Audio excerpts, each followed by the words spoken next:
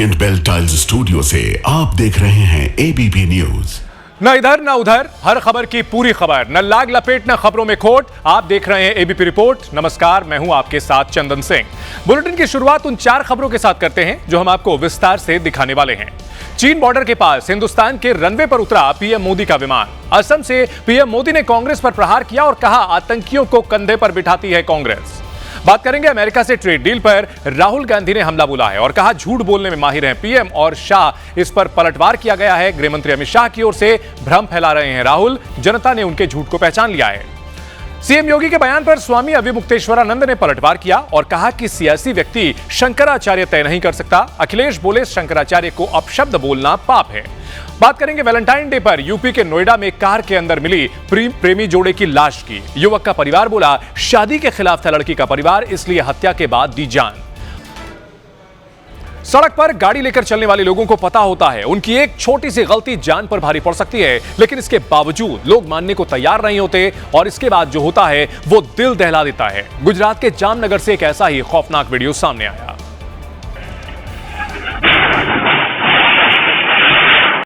चार पहियों वाली पिकअप 2 पहियों पर लहराते हुए आई और पंक्चर की दुकान पर खौफनाक हादसा हो गया। पिकअप ने जिस कंटेनर में टक्कर मारी उसमें पानी भरा था और टक्कर के बाद पूरा पानी कंटेनर से बाहर आ गया। वो तो गनीमत रही कि कंटेनर के आगे ट्रक के टायर रखे थे, जिनसे टकराकर पिकअप रुक गई और बड़ा हादसा होते होते टल गया। पिकअप के पिछले हिस्से में एक लड़का भी खड़ा था। हादसे का पता उसे भी चल गया था और जैसे ही टक्कर हुई वो फौरन नीचे उतर गया। यह वीडियो जामनगर के ध्रोल इलाके से सामने आया है। बताया जा रहा कि स्टीयरिंग पर कंट्रोल खोने के बाद पिकअप अनियंत्रित हो गई और पंक्चर की दुकान में जाकर घुस गई। गुजरात के अहमदाबाद में भीषण सड़क हादसा हो गया। पत्नी को लेने जा रहे एक व्यक्ति की कार पेड़ से टकरा गई। इस हादसे में कार चला रहे आकाश नाम के शख्स की मौके पर ही मौत हो गई। कार अनबैलेंस हुई और सीधे पेड़ से टकरा गई। हादसे के समय कार की स्पीड करीब 100 किलोमीटर प्रति घंटे से ज्यादा थी, क्योंकि कार जब पेड़ से टकराई तो तेज रफ्तार की वजह से कार हवा में कई फीट उछली। इस भयानक हादसे में गांधीनगर के रहने वाले आकाश ने मौके पर ही दम तोड़ दिया। बताया जा रहा है कि आकाश गोस्वामी अपनी पत्नी को लेने बरेजड़ी जा रहा था, तभी कार अनियंत्रित हुई और यह हादसा हो गया। यूपी के पीलीभीत में तेंदुए का खौफ है। इस बार तेंदुए ने एक पालतू डॉग को निशाना बनाया और यह घटना वहां लगे सीसीटीवी कैमरे में कैद हो गई। तेंदुआ दबे पांव आगे बढ़ रहा था और इसकी भनक जमीन पर बैठे इस पालतू डॉगी को रत्ती भर नहीं थी। धीरे धीरे तेंदुआ डॉगी के पास पहुंचा और उसे अपने जबड़ों में दबोच लिया। इस पालतू डॉगी ने खुद को बचाने की बहुत कोशिश की, लेकिन उसकी हर कोशिश नाकाम रही। कुछ ही देर में डॉगी ने तेंदुए के जबड़े में ही दम तोड़ दिया और तेंदुआ अपने इस शिकार को खींचकर जंगल की तरफ ले गया। हैरानी की बात तो ये रही कि ये पालतू डॉग एक घर के अंदर बैठा था और तेंदुआ घर की दीवार फांदकर अंदर दाखिल हुआ था। यह घटना पीलीभीत टाइगर रिजर्व से सटे ग्रामीण इलाके की है।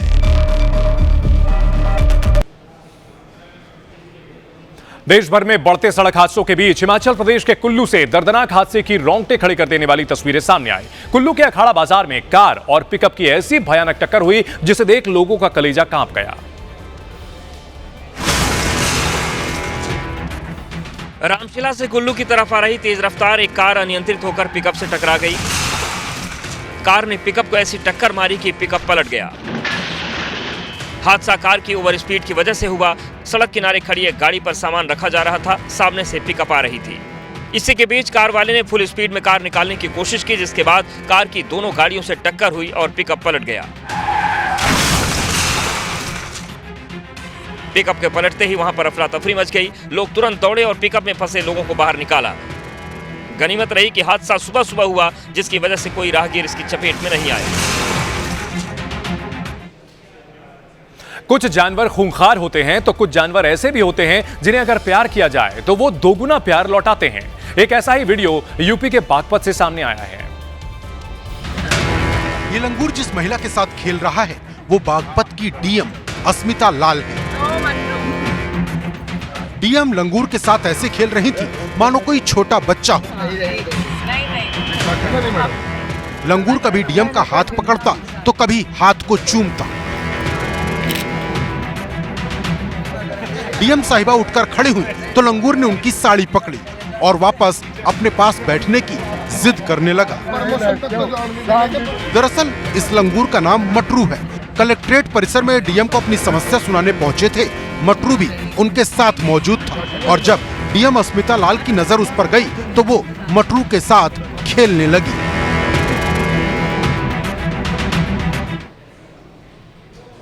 यूपी के मथुरा में पुलिस ने थार से हुड़दंग मचाने वालों पर बड़ी कार्रवाई की है। दरअसल ये मामला 10 दिसंबर का है। राजस्थान से गोवर्धन के देवसेरस गांव में एक बारात आई थी और इस दौरान थार पर सवार बारातियों ने जमकर उत्पात मचाया था और इलाके में दहशत फैलाई थी।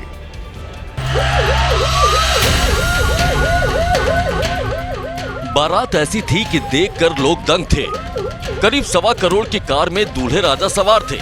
उसके पीछे थार गाड़ियों का काफिला था, जिनके अंदर नहीं छत पर बाराती बैठे थे, हुड़दंग कर रहे थे, ट्रैफिक नियमों की बलि चढ़ा रहे थे, हूटर बजाकर दहशत फैला रहे थे। रौला देखिए, आगे वेन्यू, बीच में डिफेंडर, फिर एक थार, दूसरी थार, तीसरी थार, चौथी थार और 5वीं थार, और न जाने इसके पीछे कितनी थार। संकरी गली से निकली ये बारात कम शक्ति प्रदर्शन ज्यादा लग रहा था। फिर क्या था, पुलिस ने एक्शन लिया, मुकदमा दर्ज किया और अब 3 थार गाड़ियों को जब्त भी कर लिया। कई बार कार चलाते वक्त लोग अनियंत्रित हो जाते हैं और इसका उन्हें खामियाजा भी भुगतना पड़ता है। हिमाचल प्रदेश के शिमला से एक ऐसा ही वीडियो सामने आया है। ब्रेक की जगह एक्सीलेटर पर पैर गया और सफेद रंग की ये वैगनार खाई में समा गई। हादसा होते ही वहां मौजूद लोग भी खाई की तरफ दौड़े और कुत्तों ने भी उसी दिशा में दौड़ लगा दी। शिमला में हुए इस हादसे का वीडियो शुरुआत से देखिए।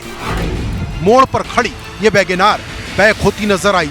ऐसा लगा कार का ड्राइवर वापस जाना चाहता था, लेकिन तभी जब उसने ब्रेक लगाना चाहा, गलती से पैर एक्सीलेटर पर गया और कार हादसे का शिकार हो गई। हालांकि गनीमत रही कि कार चालक की जान बच गई, लेकिन घायल अवस्था में उसे अस्पताल में भर्ती कराना पड़ा। वैसे तो सड़क पर अक्सर छोटे बड़े हादसे होते रहते हैं, लेकिन आंध्र प्रदेश के चित्तूर में ऐसा खौफनाक सड़क हादसा हुआ कि देखने वालों की रूह कांप गई। यह दर्दनाक हादसा तब हुआ जब हाईवे से गुजर रहा एक कंटेनर ट्रक एक कार के ऊपर ही गिर पड़ा।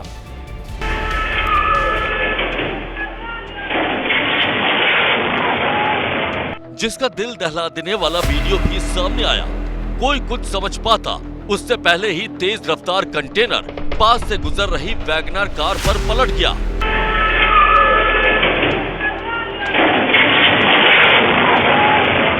कंटेनर के नीचे दबने की वजह से कार का कचूमर निकल गया।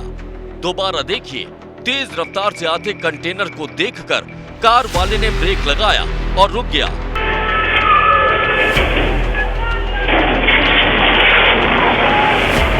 कंटेनर के ड्राइवर ने भी अचानक ब्रेक मारी, जिसकी वजह से वो बेकाबू होकर पलट गया और कार को इसने अपनी चपेट में ले लिया।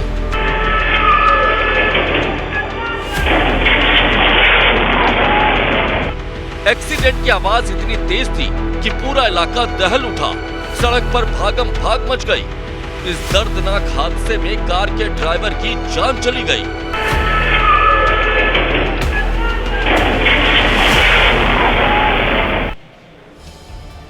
मुंबई के मुलुंड इलाके में मेट्रो निर्माण कार्य के दौरान बड़ा हादसा हो गया। एलबीएस रोड पर निर्माणाधीन मेट्रो के पिलर का एक हिस्सा अचानक टूटकर नीचे गिर गया। इस हादसे में एक की मौत हो गई, जबकि 4 लोग बुरी तरह से घायल हुए। मेट्रो पिलर का यह हिस्सा सीधे नीचे से गुजर रहे एक ऑटो पर गिरा। पिलर का हिस्सा सीमेंट का था, जिसके नीचे दबकर ऑटो का कचूमर निकल गया, जबकि एक युवक उसके अंदर ही फंस गया। ऑटो में युवक को फंसा देख वहां अफरा तफरी मच गई। वहां मौजूद लोगों ने उसे बाहर निकालने की कोशिश की, लेकिन वो कामयाब नहीं हो सके। बाद में दमकल कर्मी और पुलिस के साथ मेट्रो प्राधिकरण के कर्मचारी भी मौके पर पहुंचे और काफी कोशिश के बाद उसे सुरक्षित बाहर निकाला गया। हादसे में कार को भी काफी नुकसान पहुंचा। कार का अगला हिस्सा पूरी तरह बर्बाद हो गया। हादसे में घायल लोगों को अस्पताल भिजवा दिया गया। यूपी के मुख्यमंत्री योगी आदित्यनाथ और शंकराचार्य स्वामी अविमुक्तेश्वरानंद के बीच तकरार बढ़ती जा रही है। शुक्रवार को सीएम योगी आदित्यनाथ ने विधानसभा में कहा कि हर व्यक्ति शंकराचार्य नहीं हो सकता, तो इस बयान पर अब शंकराचार्य अविमुक्तेश्वरानंद ने भी प्रतिक्रिया दी है।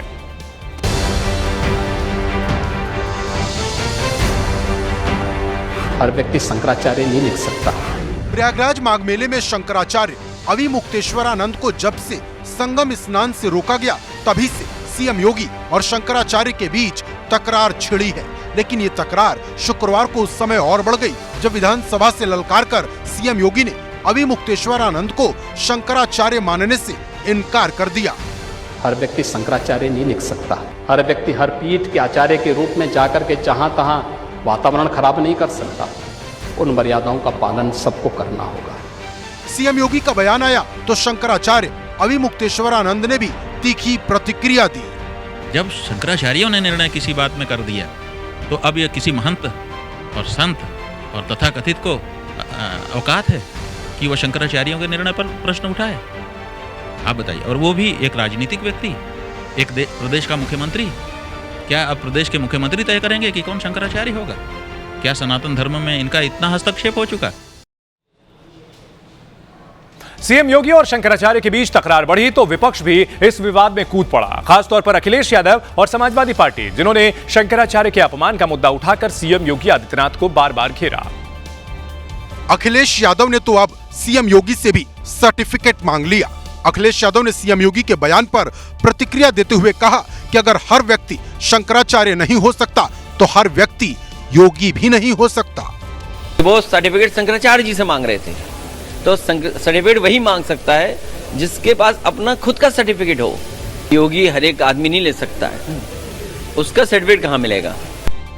समाजवादी पार्टी ने सीएम योगी पर निशाना साधा तो मंत्री सीएम योगी के साथ खड़े हो गए। कैबिनेट मंत्री संजय निषाद ने खुलकर सीएम योगी को उस बयान का समर्थन किया जिसमें योगी आदित्यनाथ ने कहा था कि हर व्यक्ति शंकराचार्य नहीं हो सकता। ये लोग भी तो चोला पहने हैं पिछड़ों के नाम पर।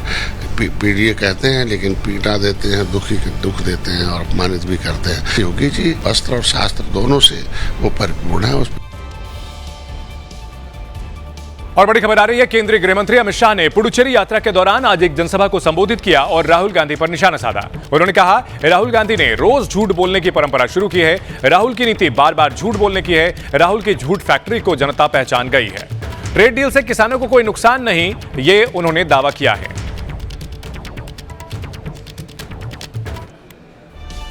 यूपी के नोएडा से दिल दहलाने वाली एक खबर सामने आई है। सेक्टर 39 थाना क्षेत्र में एक कार में युवक और युवती की लाश मिली। गोली लगने से दोनों की मौत हुई थी। जिसकी जानकारी मिलते ही पुलिस तुरंत मौके पर पहुंची और आसपास के इलाके को घेरकर छानबीन शुरू कर दी। युवक दिल्ली के त्रिलोकपुरी का रहने वाला था, जबकि लड़की नोएडा के थाना सेक्टर 58 की रहने वाली थी। सूत्रों के मुताबिक दोनों एक दूसरे से प्यार करते थे। जानकारी के मुताबिक युवक ने पहले अपनी प्रेमिका को गोली मारी और फिर खुद को भी गोली मारकर जान दे दी। हालांकि दोनों ने ये कदम क्यों उठाया, फिलहाल इसकी जानकारी नहीं मिल पाई। पुलिस ने शव को कब्जे में लेकर पोस्टमार्टम के लिए भेज दिया है और आगे की छानबीन में जुट गई है। आज वैलेंटाइन डे है, यानी प्यार का दिन। आज बाजारों में रौनक है। ग्रीटिंग्स कार्ड से लेकर फूलों की डिमांड भी बढ़ी हुई है। सुबह से प्रेमी जोड़े अपने प्यार का इजहार करने की तैयारी कर रहे हैं, तो वहीं तैयारी हिंदू संगठनों ने भी काफी की हुई थी। हाथों में डंडे लेकर हिंदू संगठन के लोग शहर शहर प्रेमी जोड़ों को ढूंढते हुए नजर आए।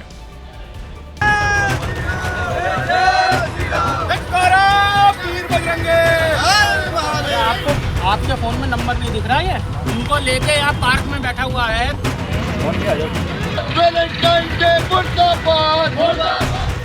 वैलेंटाइन डे पर प्यार का इजहार करने वालों पर इस साल भी लठ वाला पहरा रहा। जय श्री राम, जय श्री राम, जय श्री राम, जय श्री राम। चाहे बाबू हो चाहे सोना, हिंदू संगठनों की सब पर नजर रही। डर इतना रहा कि प्रेमी जोड़े या तो घरों से निकले नहीं और जो पार्क में बैठे मिले उनका हिंदूवादी संगठनों से सामना हुआ। आज का जो दिन है ना, वो पाश्चात्य संस्कृति को बढ़ावा देता है। प्रेम करना कोई बुरी चीज नहीं है, लेकिन आज के दिन मत करो, इतना मत करो। ये तस्वीरें मध्य प्रदेश के जबलपुर की हैं, जहां हिंदू सेवा परिषद ने शहर के पार्कों, होटल रेस्टोरेंट्स पर कड़ी नजर रखी और जो प्रेमी जोड़े आपत्तिजनक हालत में दिखे उन्हें जमकर फटकार लगाई। सिर्फ जबलपुर ही नहीं, भोपाल, राजस्थान के झालावाड़ और यूपी के मुरादाबाद में भी हिंदू संगठन पूरे दिन बाबू सोना की तलाश करते दिखे। शहर शहर वैलेंटाइन डे के विरोध में हलचल रही। कहीं पोस्टर जलाए गए तो कहीं डंडों से बाबू सोना यानी प्रेमी जोड़ों का स्वागत किया गया। यूपी के मुरादाबाद में हर साल की तरह इस साल भी बजरंग दल के कार्यकर्ताओं ने प्रेमी जोड़ों को वैलेंटाइन डे नहीं मनाने दिया। बात करें जरा रिश्ता लगा हुआ है तो बात कराओ, हमारा संडे में बात कराओ पहले। तो बात आप हमसे करनी है, पहले बात कराई घर वालों से। घर वालों से बात लगा है तो घर वालों से बात कराने में दिक्कत अपनी आईडी दिखाना जरा, रिश्ता लगा हुआ आईडी दिखाओ जरा, शक्ल तो नहीं लग रही रिश्ते का। बजरंग दल के कार्यकर्ताओं ने प्रेमी जोड़ों को ऐसी फटकार लगाई कि प्रेमी जोड़ों को जवाब देना तक मुश्किल पड़ गया। नहीं तो झूठ क्यों बोला कि तेरा रिश्ता लगा हुआ? मेरा रिश्ता लग रहा है सर। तो 17 साल में रिश्ता लग गया। अगर आपको नहीं लग रहा तो आप मेरे साथ चलिए, अपने घर वालों को फोन कर, आप मेरे साथ। जब रिश्ता लग गया तो बात कराने में क्या दिक्कत है? मध्य प्रदेश की राजधानी भोपाल में तो बजरंग दल के कार्यकर्ता चिनार पार्क में लाठी डंडे लेकर प्रेमी जोड़ों का इंतजार करते रहे। चेतावनी दी कि जो भी अश्लीलता करता मिलेगा उसका मुंडन कराया जाएगा। ये वैलेंटाइन डे के नाम पर लव जिहाद को बढ़ावा देने का कार्य करते हैं, उसी को रोकने के लिए हम रोड पे उतरे हैं। राजस्थान के झालावाड़ में हिंदू संगठनों ने वैलेंटाइन डे वाले कार्ड जलाए और वैलेंटाइन डे का कड़ा विरोध किया। उत्तराखंड के ऋषिकेश में अधिकारियों ने जनता की शिकायतों को सुनने के लिए एक समाधान शिविर का आयोजन किया था, लेकिन इसी दौरान अचानक वहां अफरा तफरी मच गई। क्योंकि समाधान शिविर में कहीं से सांडों का झुंड घुस आया। जनता की समस्याओं का समाधान करने आए कर्मचारियों को खुद सांडों के चलते भागकर अपनी जान बचानी पड़ी। सांडों का झुंड एक स्टॉल के अंदर घुसा और जमकर उत्पात मचाया। कर्मचारियों ने भागकर किसी तरह जान बचाई। इस दौरान काफी देर तक हंगामा और चीख पुकार मची रही।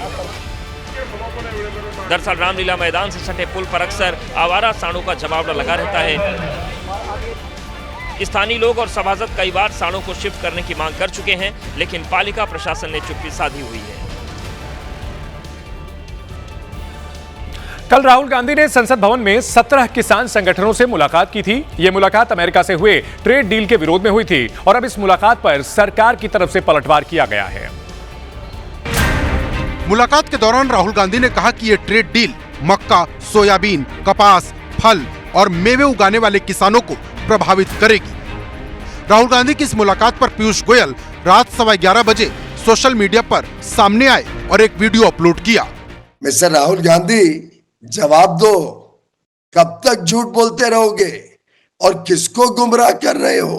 क्यों देश के किसानों के साथ बेवफाई कर रहे हो?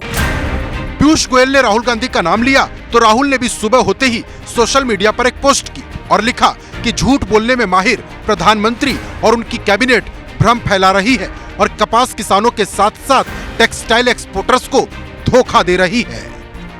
पीयूष गोयल जी, झूठ मत बोलिए। इसलिए मैं इसको सरेंडर कहता हूं, क्योंकि ये डील या तो कपास के किसान को मारेगा या टेक्सटाइल इंडस्ट्री को मारेगा या फिर दोनों को उड़ा देगा। इधर इमरान प्रतापगढ़ी ने तंज कसते हुए सोशल मीडिया पर लिखा कि एक अकेले राहुल गांधी से सरकार इतनी डर गई कि मंत्री को आधी रात को वीडियो बनाकर पोस्ट करना पड़ रहा है।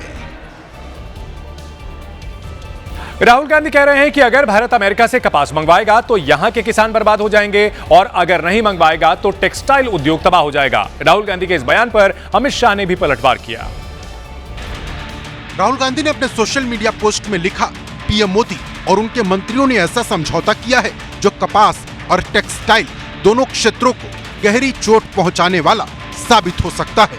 इनके मंत्री को यह भी नहीं मालूम कि बांग्लादेश अब हिंदुस्तान से कपास नहीं खरीदेगा और उन्होंने निर्णय ले लिया है कि वो यूएस से कॉटन इंपोर्ट कर। अमित शाह पुडुचेरी के दौरे पर थे और वहीं से उन्होंने राहुल गांधी पर पलटवार किया। राहुल गांधी हर रोज झूठ बोलने की एक नई परंपरा शुरू करें। राहुल के आरोपों पर पीयूष गोयल एक बार फिर प्रेस कॉन्फ्रेंस करने आए और राहुल के हर दावे को झूठा बताया। पहाड़ी इलाकों में बर्फबारी ने कई रास्तों को बंद कर दिया, ट्रैफिक की रफ्तार रोक दी, लेकिन पहाड़ की चोटी से घाटी तक जमी बर्फ की मोटी चादर क्रिकेट के जुनून को नहीं रोक पाई। तस्वीरें जम्मू कश्मीर के गुरेज सेक्टर से आई हैं। जहां दूर तक फैली बर्फ की मोटी चादर के बीच गुरेज स्नो क्रिकेट प्रीमियर लीग यानी GSCPL का रोमांच शबाब पर है। यहाँ बर्फ की चादर पर पिच के लिए थोड़ी जगह बनाई गई, उस पर मैट बिछाई गई, स्टंप लगाए गए और फिर शुरू हो गया बॉल और बैट का रोमांचकारी खेल। बर्फीली वादी में आयोजित इस क्रिकेट मैच की सबसे रोमांचकारी बात यह रही कि यहाँ तमाम फील्डर घास के मैदान पर नहीं बल्कि फिसलने वाली बर्फ पर फील्डिंग करते दिखे। गुरेज सेक्टर में हो रही इस लीग के जरिए महिला क्रिकेट को बढ़ावा दिया जा रहा है, जिसके जरिए महिला खिलाड़ियों ने साफ संदेश दिया कि वो किसी से भी कम नहीं। यूपी के हापुड़ से एक छात्रा को सरेआम खींचने का वीडियो सामने आया। आरोपी ने छात्रा को खींचकर अपने साथ ले जाने की कोशिश की। यह पूरी घटना वहां लगे सीसीटीवी में कैद हुई है। यह हादसा तब हुआ जब वो छात्रा अपने दो दोस्तों के साथ ट्यूशन से घर लौट रही थी। आरोपी पहले से ही वहां घात लगाकर उनका इंतजार कर रहा था। जैसे ही तीनों छात्राएं वहां पहुंची, आरोपी ने एक छात्रा का हाथ पकड़ लिया और खींचकर अपने साथ ले जाने लगा। खुद को बचाने के लिए छात्रा ने पिलर पकड़ लिया और शोर मचाना शुरू कर दिया। छात्रा की आवाज सुनकर आसपास के लोग बाहर आने लगे। इसके बाद युवक मौके से फरार हो गया। प्रधानमंत्री मोदी आज असम के दौरे पर पहुंचे। यहां उन्होंने मोरान बाईपास पर 4 किलोमीटर से ज्यादा लंबी एयर स्ट्रिप का उद्घाटन किया। इसके बाद पीएम मोदी ने भारतीय वायुसेना के विमानों और हेलीकॉप्टर्स का शानदार प्रदर्शन भी देखा। पीएम मोदी नई दिल्ली से चाबो एयरफोर्स बेस पहुंचे और वहीं से एयर स्ट्रिप पर उतरकर प्रदर्शन का जायजा लिया।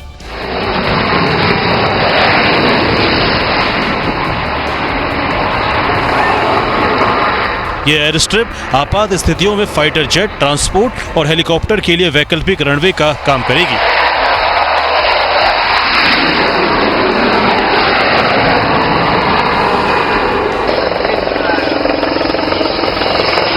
ये पहली बार है जब पूर्वोत्तर भारत में इस तरह की एयर स्ट्रिप बनी है।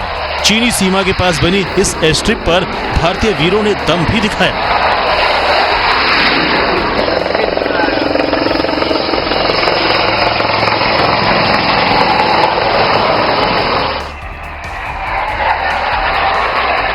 जब राफेल और सुखोई जैसे विमान टेक ऑफ और लैंडिंग का पराक्रम दिखा रहे थे, तो पीएम मोदी भी इस शानदार प्रदर्शन को देख रहे थे। पीएम मोदी ने सोशल मीडिया पर लिखा, पूर्वोत्तर को आपातकालीन लैंडिंग सुविधा मिलना अत्यंत गर्व की बात है। रणनीतिक दृष्टि से और प्राकृतिक आपदाओं के समय यह सुविधा अत्यंत महत्वपूर्ण है। पीएम मोदी का असम दौरा इस वजह से खास है क्योंकि इसी साल असम में विधानसभा चुनाव भी होने वाले हैं और यहां पहुंचकर प्रधानमंत्री मोदी ने विकास की कई परियोजनाओं का उद्घाटन भी किया, साथ ही कांग्रेस पर सियासी हमला बोला। पीएम मोदी ने ब्रह्मपुत्र नदी पर गुवाहाटी और नॉर्थ गुवाहाटी को जोड़ने वाले कुमार भास्कर वर्मा सेतु का उद्घाटन किया। 6 लेन का ये पुल 3000 करोड़ रुपए की लागत से बनकर तैयार हुआ है। इसके बाद पीएम ने 5450 करोड़ रुपए की लागत वाली कई परियोजनाओं का उद्घाटन किया। नॉर्थ ईस्ट हमारे लिए अष्टलक्ष्मी है। पीएम मोदी ने बीजेपी के कार्यकर्ताओं की तारीफ की और कांग्रेस पर निशाना साधा।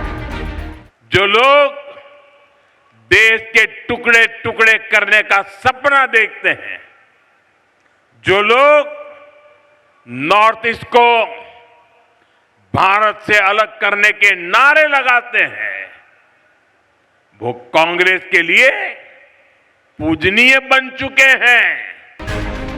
पीएम मोदी ने कहा कि जो असम कभी बम धमाकों से गूंजता था, अब उसी असम में शांति की स्थापना हो रही है। दिल्ली की मुख्यमंत्री रेखा गुप्ता ने आज छत्रसाल स्टेडियम में खेलो दिल्ली दिल्ली खेल महाकुंभ का भव्य शुभारंभ किया। माना जा रहा है कि दिल्ली सरकार के द्वारा आयोजित यह पहला राज्य स्तरीय मेगा स्पोर्ट्स फेस्टिवल है। इस मौके पर खुद CM Rekha Gupta open jeep में बैठकर खिलाड़ियों की हौसला अफजाई करती नजर आई। सीएम रेखा गुप्ता के साथ पूर्व क्रिकेटर शिखर धवन भी मौजूद थे। इस मौके पर अलग अलग स्कूलों की तरफ से भव्य सांस्कृतिक आयोजन किए गए। अपने संबोधन में सीएम रेखा गुप्ता ने पूरे आयोजन को ऐतिहासिक कदम बताया। खेल महाकुंभ को दिल्ली का सबसे बड़ा इवेंट बनाया है। मैं दिल्ली के सभी खिलाड़ियों को कहना चाहती हूं कि आप मन लगा के खेलो, सरकार आपका पूरा सपोर्ट करेगी। अगले 1 महीने तक राजधानी के अलग अलग 17 स्टेडियम में 20,000 से ज्यादा खिलाड़ी अपने सपनों को नई उड़ान देने वाले हैं। योग गुरु बाबा रामदेव इन दिनों देश के अलग अलग हिस्सों में जाकर भारतीय शिक्षा बोर्ड का प्रचार प्रसार कर रहे हैं। इसी कड़ी में बाबा रामदेव दिल्ली पहुंचे, जहां उन्होंने यमुना स्पोर्ट्स कॉम्प्लेक्स में हजारों युवाओं और उनके अभिभावकों को संबोधित किया। बाबा रामदेव ने कहा कि मुगलों और अंग्रेजों ने भारत में गुलामी की जो मानसिकता पैदा की है, उसे यहां के लोगों को छोड़ना होगा और मैकाले की शिक्षा की बेड़ियों को भी तोड़ना होगा। हम अपने बच्चों को मैकाले का वंशधर न बनाएं। हम अपने बच्चों को अंग्रेजों के गुलाम न बनाएं, गुलामी की मानसिकता से बाहर निकालें। हम ऋषि ऋषिकाओं के वंशधर हैं, हम मैकाले के वंशधर नहीं हैं। और इस भारतीय शिक्षा बोर्ड में सबसे खास बात यह है कि जहां पर एक तरफ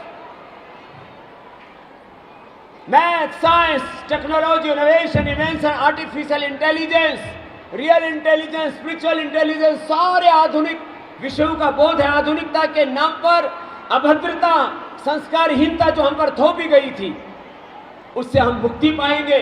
आधुनिकता तो होगी, उसके साथ भारत बोध होगा, सनातन बोध होगा।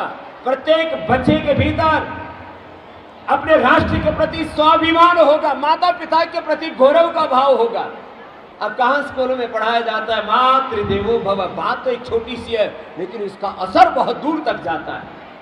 मातृदेवो भव, पितृदेवो भव, आचार्य देवो भव, राष्ट्र देवो भव। इदम राष्ट्राय इदन्न मम, ये मेरा जीवन अपनी मातृभूमि के लिए है। अभी तो वंदे मातरम पर ही विवाद हो रहा था।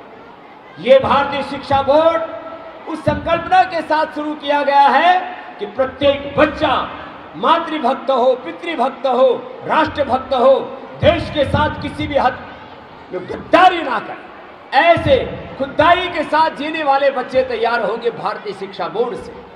मेरे से लक्ष्य जी कहने लगे, स्वामी जी हम भारतीय शिक्षा बोर्ड से जुड़ रहे हैं, हमारे अभिभावकों को बताइए कि भारतीय शिक्षा बोर्ड से क्यों जुड़ना जरूरी है। मैं सभी अभिभावकों से भी और बच्चों से भी 1-2 प्रश्न पूछता हूं। आप सभी अभिभावक ये चाहते हैं कि आपके बच्चों को शिक्षा के साथ संस्कार दिए जाए कि नहीं दिए जाए? बोलिए, जरा जोर से बोलो। आपके बच्चों को सच्चा इतिहास पढ़ाया जाए या झूठा इतिहास? तो जोर से तो बोलिए जरा। सच्चा इतिहास पढ़ाया जाए और इतिहास में अपने वेद, दर्शन, उपनिषद और अपने पूर्वजों की विरासत को पढ़ाया जाए तो बच्चों के भीतर एक स्वाभिमान, गौरव का भाव पैदा होगा। सब माँ बाप ये चाहते हैं कि हमारे बच्चे वो सीखें जिससे कि वो जीवन में कभी भी दिशा भ्रमित ना हो। तो ये मैं आपको आश्वासन देता हूँ। जहाँ तक वैधानिकता का प्रश्न है, भारतीय शिक्षा बोर्ड का इक्विवेलेंस सभी स्टेट बोर्ड, सेंट्रल बोर्ड और इंटरनेशनल बोर्ड के इक्विवेलेंट है। इसके लिए जोरदार अभिनंदन पूर्ण भारत सरकार का कि भारतीय शिक्षा बोर्ड को वैधानिक दृष्टि से वो मान्यता दी है कि भारत सहित पूरी दुनिया में जितने भी बोर्ड हैं उनके इक्विवेलेंट है भारतीय शिक्षा बोर्ड। भारतीय शिक्षा बोर्ड से पढ़ा हुआ विद्यार्थी देश ही नहीं पूरी दुनिया के 12वीं तक किसी भी स्कूल में, एक स्कूल से दूसरे स्कूल में दाखिला पाना चाहता वो पा सकता है और 12वीं के बाद पूरी दुनिया के किसी भी यूनिवर्सिटी में पढ़ सकता है, पूरी दुनिया की किसी भी यूनिवर्सिटी। इसलिए वैधानिकता का कोई प्रश्न ही नहीं है। बाबा रामदेव ने कहा कि शिक्षा का उद्देश्य केवल नौकरी पाना नहीं बल्कि चरित्र निर्माण और राष्ट्र निर्माण होना चाहिए। इसके साथ ही बाबा रामदेव ने देश में चल रहे जाति वाले आपसी विवाद को भी अंग्रेजों की देन बताया। झूठा इतिहास पढ़ाया गया, आक्रांताओं को, आतताइयों को, आक्रमणकारियों को महिमा मंडित किया गया और हमें अपने संस्कारों से, अपने संस्कृति से दूर किया गया। आपस में लड़ाया गया, आर्यों के नाम पर, द्रविड़ों के नाम पर, जाति वर्ग समुदायों के नाम पर, ब्राह्मण, क्षत्रिय, वैश्य, शूद्रों के नाम पर, दलितों, आदिवासियों के नाम पर हम भारतवासियों को ब्रिटिशर्स ने लड़ाना शुरू किया था और वो सैकड़ों वर्षों से आज भी हम आपस में लड़े जा रहे हैं। ये जातिगत भेद, वर्ग समुदायों के नाम पर भेद, ये सारे भेद के बीज डाल करके हमको लड़ा दिया। आज तक हम लड़े जा रहे हैं। एक तरफ कह रहे हैं ब्राह्मण, कह रहे हैं ब्राह्मण महान, क्षत्रिय कह रहे हैं क्षत्रिय महान, शूद्र कह रहे हैं शूद्र महान, वैश्य कह रहे हैं वैश्य महान आदिवासी करें, हम इस देश के आदिवासी हैं, बाकी बात बाहर के निवासी हैं, ये भेद के बीच इस देश में डाल दिया। जबकि हम तो एकत्व के उपासक रहे हैं, हम सब ये मानते हैं हम सब एक पूर्वजों की संतान हैं। मेरे साथ आप सभी बोलेंगे, हम सब बोलो, ऋषि ऋषिकाओं की संतान हैं, ऋषि ऋषिकाओं के वंशधर हैं, एक पूर्वज हैं हमारे, सभी समान हैं, सभी महान हैं। लेकिन ऐसा हमारे भीतर बीज डाल दिया गया, एक को ऊंचा दूसरे को नीचा, और एक दूसरे को आपस में लड़ा दिया, एक दूसरे के सामने खड़े कर दिए। वो लड़ाई अभी भी देश में चल रही है। इस आपसी भेद को, आपसी ऊंच नीच की भावना को, आपसी लड़ाई को, आपसी संघर्ष को खत्म करके संगच्छध्वम संवदध्वम का पाठ हमें दोबारा पढ़ना होगा, और हम सब ऋषि ऋषिकाओं के वंशधरों को एक होकर के आगे बढ़ना होगा। तो ये थी आज की एबीपी रिपोर्ट। कल भी जारी रहेगी खबरों की खोज। नमस्कार।